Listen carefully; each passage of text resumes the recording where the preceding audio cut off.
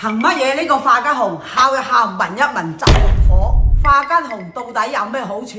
係咪真係咁好？燕姐今日一條視頻同你哋講清楚。我接觸呢個化吉紅呢，就從我個孫仔2、3歲嘅時候開始，佢鉗咗好幾日，成個人散晒，睇到我啊真係好急好急，亦都好心痛。啱啱撞到個朋友，俾咗2塊嘅化吉紅片俾我，我自己呢，睇到呢2個化吉紅之後呢，我就覺得有啲懷疑。然之後呢，我聽佢話，將佢泡水俾我個孫仔飲，飲咗2杯之後，哇！呢個化吉紅你唔飲你就唔知佢，你飲咗之後呢，你就知道佢有幾好用啦。之後呢，我個仔啊、新抱啊，成家都用佢，包括埋我哋個團隊同埋身邊嘅朋友用過，個個都話好用。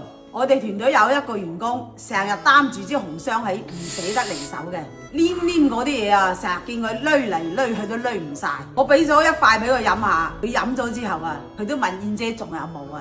燕姐同你哋講，呢個化吉紅啊，每一個家庭都需要佢，所以呢個化吉紅火得有理有據，呢個化吉紅啊應該火。